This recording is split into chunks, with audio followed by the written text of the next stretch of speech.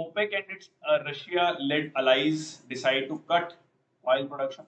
देखो हुआ क्या, जब आपका रशिया यूक्रेन वॉर शुरू हुआ इस साल 24 फरवरी को, तब हम सब ने ऑल टाइम हाई प्राइसेस देखे इसके कच्चे तेल के। तो कच्चे तेल का एक बैरल जो ऑयल का तेल है, एक बैरल में लगभग कितने लीटर आता है, पहले तो ये बताओ। ये भी आपका एक बार क्वेश्चन पूछा गया है, एक बैरल में कितने लीटर है, कमेंट सेक्शन बॉक्स में लिखो। तो उसके प्राइसेस बढ़ गए थे लगभग 120 यूएस डॉलर तक। अब ये धीरे धीरे कम आते गए, कम आते आते ये हो गया $90। ठीक है, अब जो ओपेक कंट्रीज है, ओपेक की फुल फॉर्म क्या है, organisation of petroleum exporting countries.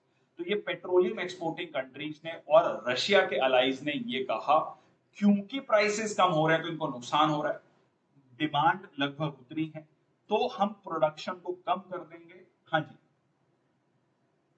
159, 169 नहीं, 159 अप्रोक्सीमेट 158.9 है, बट हम उसको 159 लिखते हैं। ठीक है, so it is approximately 159 litres. Yes, 160 कह लो, मतलब याद रखने के लिए 160 याद रख लो, बट इट इज 158.9 कुछ है। Okay, coming back to the topic. तो $120 से, अब आप ये समझो यहाँ पर डिमांड एंड सप्लाई का खेल आ गया सिंपल, कि प्राइस कम हो रहे हैं तो इनका प्रॉफिट कम हो रहा है, तो ये क्या करेंगे, प्रोडक्शन कम कर देंगे। तो प्रोडक्शन कम कर देंगे तो क्या होगा, ऑटोमेटिकली जो है डिमांड उतनी है तो प्राइसेस बढ़ना शुरू हो जाएंगे। प्राइसेस क्या हो जाएंगे, क्योंकि कमी हो जाएगी चीज की, उसके लिए ज्यादा डिमांड है, तो ज्यादा डिमांड है तो प्राइसेस बढ़ना शुरू हो जाएंगे।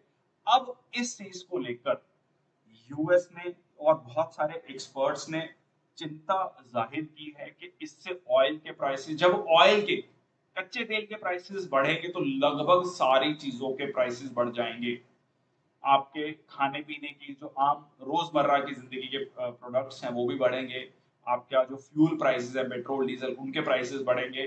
तो सीधा सीधा ऑलरेडी दुनिया भर की इकोनॉमीज में, यूके तक जैसे अर्थव्यवस्था में जब इकोनॉमिक कह लीजिए क्राइसिस चल रहा है, आर्थिक संकट चल रहा है, तो ये डिसीजन जो है पूरी दुनिया में जो रिसेशन की बात चल रही है, ये उसको और ज्यादा बढ़ा सकता है।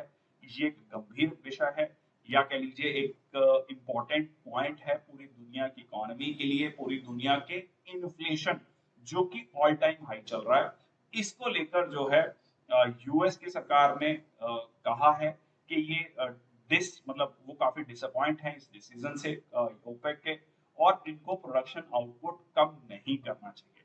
अब कुछ लोगों का ये भी कहना है कि क्या इस सारे खेला में अंकल सैम मतलब यूएस, ठीक है, वो अपनी प्रोडक्शन को बढ़ाएंगे और दुनिया को इस आर्थिक संकट से बाहर निकालेंगे। ठीक है, क्यों निकालेंगे, क्योंकि वो कहेंगे जी आप ही तो हैं पूरी दुनिया के रखवाले अभी आज के समय पर, या कथित तौर पर रखवाले, तो आप क्या आप प्रोडक्शन को बढ़ाएंगे ताकि दुनिया में प्राइसेस मेंटेन रहें, या कह लीजिए जो आर्थिक संकट है और ना गहराए। ये इलीगल हुआ according to world trade organisation, जानबूझकर डिमांड इंक्रीज कर रहे हैं खुद के बेनिफिट।